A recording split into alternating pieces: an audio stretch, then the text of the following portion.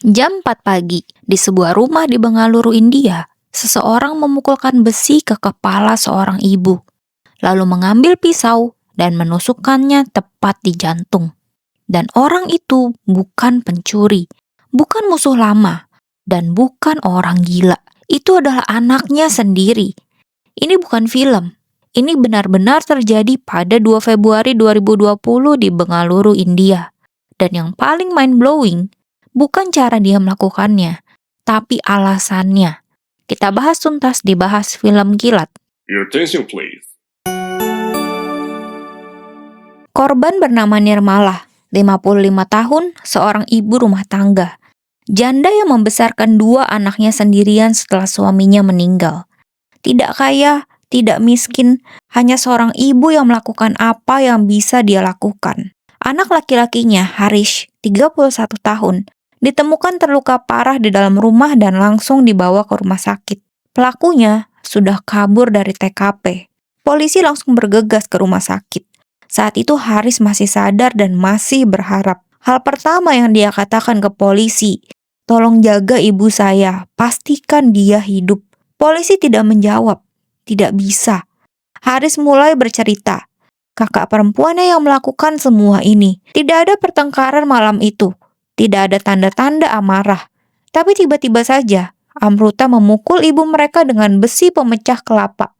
Lalu menusuknya dengan pisau tepat di area jantung. Dan setelah itu, dia pergi begitu saja. Haris menyebut satu hal lagi yang membuat polisi terdiam.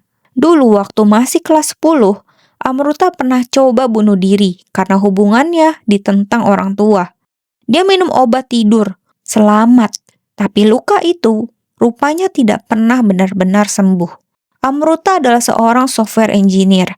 Perempuan yang oleh semua orang di sekitarnya dianggap baik-baik saja. Tapi polisi punya satu pertanyaan yang belum terjawab. Apakah dia benar-benar bertindak seorang diri? Polisi memeriksa ponselnya Amruta lewat teknologi informasi. Satu nama muncul 8 kali di call history. Sridhar Rao. Siapa dia?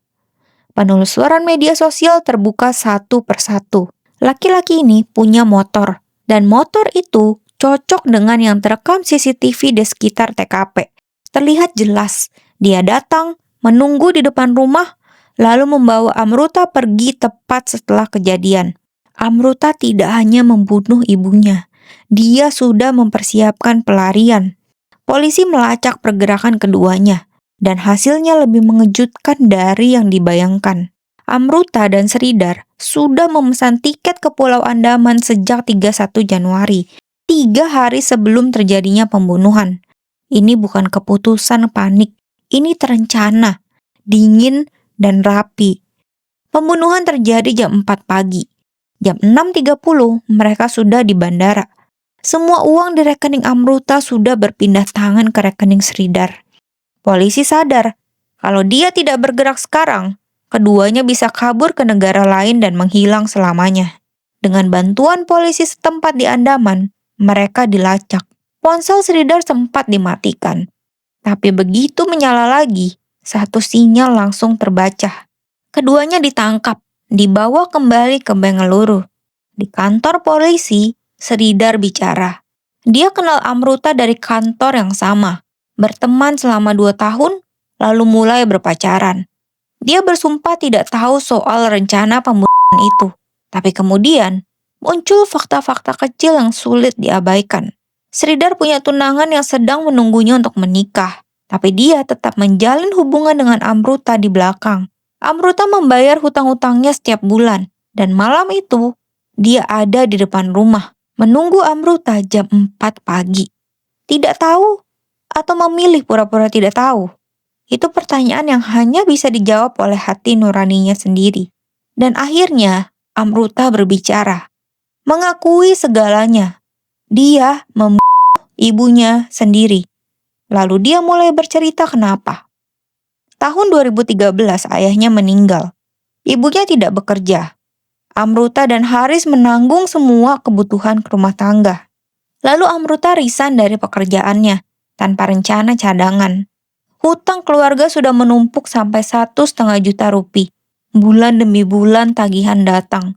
Bulan demi bulan meminjam untuk menutup pinjaman. Dan di tengah semua itu, dia masih rutin membayar hutang-hutang Sridhar setiap bulan. Sementara hidupnya sendiri sedang tenggelam. Dan satu hal yang tidak pernah dia lakukan selama ini, meminta bantuan dari keluarga besar. Karena gengsi. Amruta bilang dia sudah lama ingin mengakhiri hidupnya sendiri. Tapi kalau dia pergi begitu saja, Haris harus menanggung semua hutang itu sendirian. Dan dia tidak sanggup membayangkan itu. Dan ibunya, perempuan yang sudah berjuang sendirian selama bertahun-tahun, harus menyaksikan debt collector mengetuk pintu. Harus menanggung malu. Jadi Amruta membuat keputusan yang menurutnya adalah jalan keluar untuk semua orang. Untuk ibunya, untuk adiknya, dan untuk dirinya sendiri dengan caranya sendiri. Nirmala tidak pernah tahu malam itu adalah malam terakhirnya. Haris kehilangan ibu dan kakaknya dalam satu malam. Dan Amruta, perempuan yang merasa tidak punya jalan lain, kini harus hidup menanggung apa yang sudah dia lakukan. Ini bukan cerita tentang kejahatan. Ini cerita tentang tekanan yang dibiarkan menumpuk terlalu lama, rasa malu yang tidak pernah disuarakan, dan pikiran yang akhirnya menemukan solusi di tempat yang paling gelap. Amruta bukan monster, tapi pilihannya adalah tragedi yang tidak bisa dibalik oleh siapapun. Itulah pembahasan A Murdered Mother dibahas film Kilat. Subscribe untuk film-film seru yang bikin mikir. Sampai jumpa lagi.